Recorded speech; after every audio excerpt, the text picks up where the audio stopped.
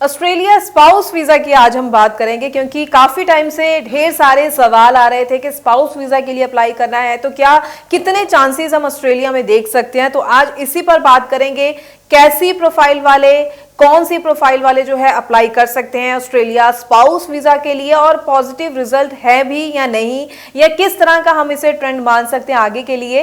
तो ध्यान से जरूर देखिए और सुनिए आज की वीडियो, ताकि ऑस्ट्रेलिया स्पाउस वीजा को लेकर आपको पूरी क्लैरिटी जरूर हो सके। स्वागत है आप सभी का, मैं हूं हरजोत कौर और ये पूरी इंफॉर्मेशन आपके साथ शेयर करेंगे स्टडीज केयर अब्रॉड चंडीगढ़ से Australia study visa expert Manpreet Singh Cheema ji हमारे साथ हैं। बहुत बहुत स्वागत है चीमा जी, नमस्कार। नमस्कार।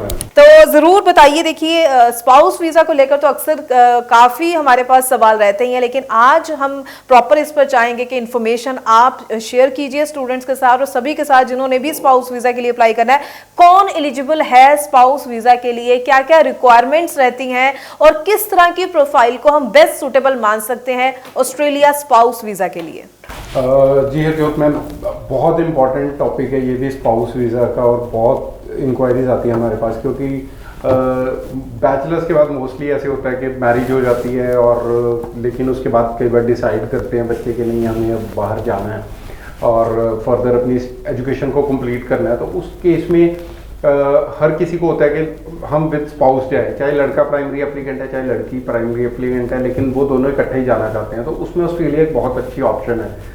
द ओनली थिंग इज कि जो बेसिक रिक्वायरमेंट है स्पाउस वीज़ा की वो ये है कि दोनों इक्वली क्वालिफाइड होने चाहिए। पहली चीज़ तो ये है कि दोनों ग्रेजुएट होने चाहिए। ऐसे नहीं कि लड़की ग्रेजुएट है और लड़का +2 है, उसमें वीज़ा नहीं मिलेगा, ऑफर ही नहीं मिलेगी वीज़ा, तो चलो बात की बात है।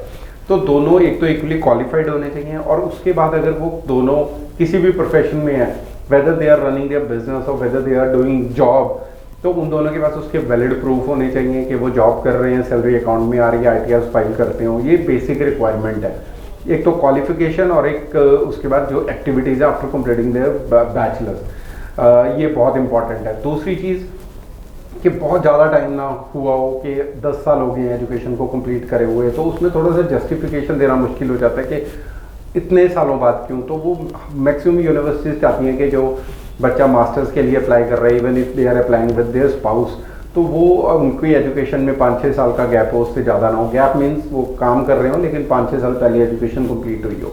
तो ये कुछ बेसिक रिक्वायरमेंट्स हैं। अब उसके बाद हम बोलते हैं कि कई बार हमें क्वेरीज आती हैं कि मैरिज होगी है और फंडिंग सारी इन लॉस दिखा रहे हैं। तो मैं ये बताऊं कि अगर लड़की प्राइमरी एप्लीकेंट है तो फिर भी उसमें यूनिवर्सिटीज़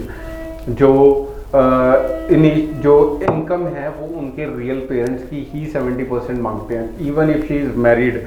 तो ये थोड़ी सी चीज़ की क्लैरिटी नहीं है लोगों को। तो उसमें क्या होता है कि मैरिज के बाद सारे पैसे इन लॉस दिखाते हैं, तो फिर यूनिवर्सिटीज़ मना कर देती हैं फाइनेंशियल स्टेज पे कि हम अप्रूवल नहीं देंगे। तो जितने भी बच्चे जो स्पाउस के साथ अप्लाई करना चाहते हैं, मैं बता दूं कि जो प्राइमरी एप्लीकेंट है अगर वो लड़की है तो उसके पेरेंट्स का पैसा अभी भी उनको अपने रियल पेरेंट्स से ही 70% दिखाना पड़ेगा, और जो अगर लड़का है तो ऑब्वियसली उनको भी अपने पेरेंट्स से दिखाना पड़ेगा। सेकेंड चीज़, जो मैरिज है मिनिमम 1 साल पुरानी होनी चाहिए, उससे कम नहीं, और कुछ यूनिवर्सिटीज़ में 2 साल पुरानी मैरिज चाहिए, बिकॉज दे ऑल्सो वांट कि यार ये एक जेन्युइन मैरिज है, ये सिर्फ बाहर जाने के लिए ये मैरिज नहीं हुई है। तो ये कुछ पॉइंट्स हैं जो हर यूनिवर्सिटी या कॉलेज कंसिडर करता है before giving the offer letter to the student.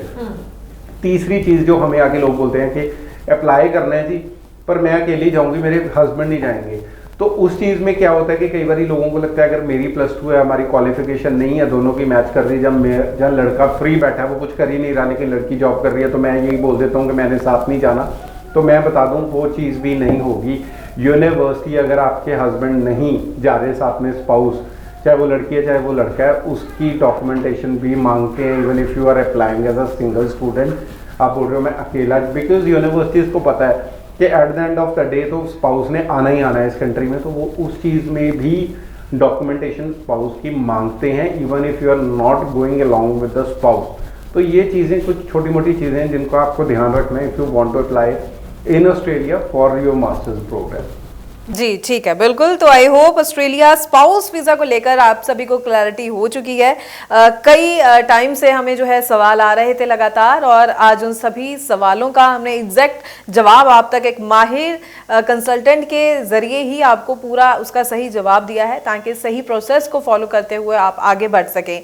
कोई और भी सवाल हो आपके मन में तो जरूर जो नंबर डिस्प्ले है इस पर कॉल कीजिए, या फिर studies care Abroad Chandigarh office visit कीजिए। अपने डॉक्यूमेंट जरूर लेकर आइएगा, उसके अकॉर्डिंगली ही असेसमेंट करके आपके डॉक्यूमेंट्स के उसके अकॉर्डिंगली ही आपको राइट ऑप्शंस जो है टाइमली गाइड की जा सकती है। बहुत बहुत थैंक्स मनप्रीत जी, ये पूरी इन्फॉर्मेशन सभी के साथ शेयर करने के लिए। आगे भी हम अपने सभी स्टूडेंट्स के लिए और इन्फॉर्मेटिव वीडियोस लेकर आते रहेंगे। फिलहाल के लिए हमें दीजिए इजाजत। Thank you so much. Thank you ma'am.